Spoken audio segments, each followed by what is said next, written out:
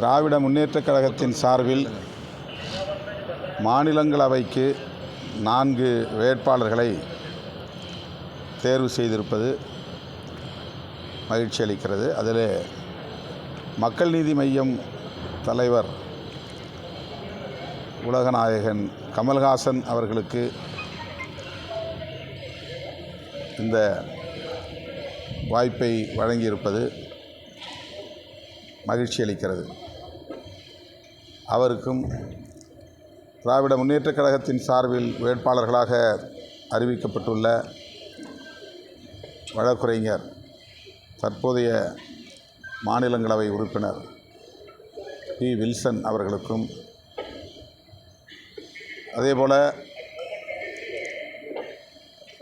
சேலம் மாவட்டத்தைச் சார்ந்த எஸ்.ஆர். சிவலிங்கம் அவர்களுக்கும், கவிஞர் சல்மா அவர்களுக்கும் விடுதலை சிறுத்தைகள் கட்சியின் சார்பில் எமது வாழ்த்துக்களை தெரிவித்துக் கொள்கிறோம்.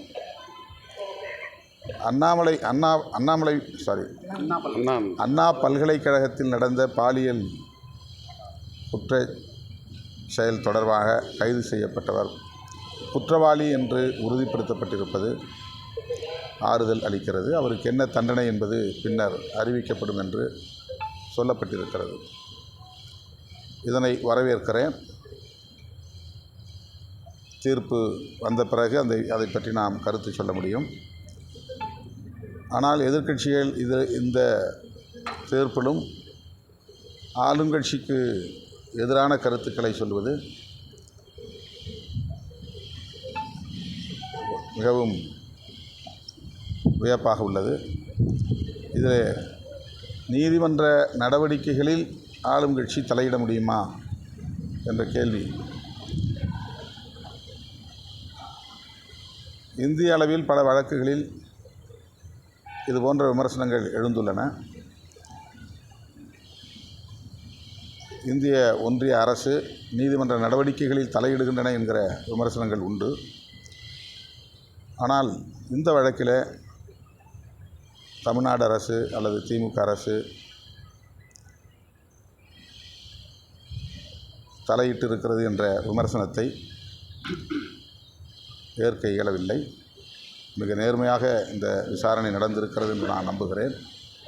தீர்ப்பு வரும்போது நமக்கு அதில் உண்மை புலப்படும். அப்படிங்கிறது இன்னும் தெரியல. அது மாதிரி இந்த தீர்ப்பு எப்படி ஏற்றுக்க முடியும்னு அது புலனாய்வில் தெரிய வேண்டிய விஷயம். நீதிமன்றத்தில் எது ஆதாரமாக காட்டப்படுகிறதோ, எது எவை சாட்சியங்களாக முன்னிறுத்தப்படுகின்றனவோ அவற்றை வைத்து தீர்ப்பு வழங்கப்படும். குற்றவாளிகள் யாரை சேர்ப்பது என்பதெல்லாம் புலனாய்வு தொடர்பான விவரங்கள். அதில் நீதிபதிக்கு அந்த ரோலும் கிடையாது. அதுதான் அது புலனாய்வில் அதில் தீர்ப்பை வச்சு நம்ம ஒன்றும் சொல்ல முடியாது. புலனாய்வில் இருக்கிற குற்றச்சாட்டுனா நீங்கள் அதை வழக்க போடுங்க, தனியாக கூட வழக்கு போடலாம். இந்த தீர்ப்பில் இந்த வழக்கில் உண்மையான குற்றவாளிகள் இணைக்கப்படலை, இந்த புலன் விசாரணை வேறு புலன் விசாரணை வேண்டும், ஒரு ஸ்பெஷல் இன்வெஸ்டிகேஷன் டீம் வேணும், அல்லது சிபிஐ விசாரணை வேணும், இந்த புலன் விசாரணையில் எங்களுக்கு நம்பிக்கை இல்லை, இந்த தீர்ப்பிலும் நம்பிக்கை இல்லை அப்படின்னு போகலாம். இப்போ தீர்ப்பு வழங்கப்பட்ட பிறகு நீங்கள் மேல்முறையீட்டுக்கு தான் போக முடியும். அந்த புலன் விசாரணையை எதிர்த்து போக முடியுமான்னு எனக்கு தெரியல. தமிழ் மொழியிலிருந்து தான் கன்னட மொழி பிறந்ததுன்னு சொல்லி நடிகர் கமல் சொல்லியிருக்காரு. தற்போது பல்வேறு சர்ச்சைகள் எழுப்பியிருக்கு.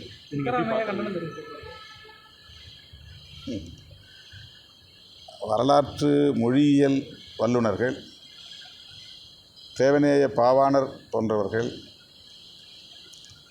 தமிழ்தான் திராவிட மொழிகளின் தாய் என்பதை உறுதிப்படுத்தியிருக்கிறார்கள். பல மொழியியல் அறிஞர்கள் அதை பல்வேறு தளங்களில் பதிவு செய்துள்ளனர். இன்றைக்கு கன்னடம், மலையாளம் பேசக்கூடிய மக்கள் அந்த உண்மையை ஏற்க தயங்கலாம். ஆனால் வரலாறு தான், உண்மைதான். அதை எவரும் மறுக்க முடியாது. கால்டுவெல் அவர்களின் திராவிட மொழிகள் ஒப்பிலக்கணத்திலும் அந்த உண்மை சொல்லப்பட்டிருக்கிறது. ஆகவே தமிழிலிருந்து பிற மொழிகள் சமஸ்கிருத கலப்பால் உருவாகி இருக்கின்றன என்பது ஏற்றுக்கொள்ளப்பட்ட, உறுதிப்படுத்தப்பட்ட ஒரு வரலாற்று உண்மையாகும். வைகோக்கு ராஜ்யசபா எம்பி மறுக்கப்பட்டிருக்கு. அவங்க கட்சிக்காரங்கள்லாம் வருத்தத்தில் இருக்காங்க. பார்கெனிங் பவர் இல்லை குறைஞ்சிருச்சுன்னு நினைக்கிறீங்களா சார்? அது வந்து ஒன்று மதிமுக சொல்லணும், இல்லைன்னா திமுக சொல்லணும். இதில் நான் கருத்து சொல்கிறதுக்கு எதுவும் இல்லை. வரோம் சார். எலெக்ஷன் அப்போ தேமுதிக வந்து சீட்டு தருவோம்னு சொல்லி ஏடிஎம்கே சொல்லியிருந்தாங்க. ஆனால் அது இப்போ இல்லைங்கிறாங்க. அது அவங்க பிரச்சனை, அது அவங்க தான் சொல்லணும். மதுரையில்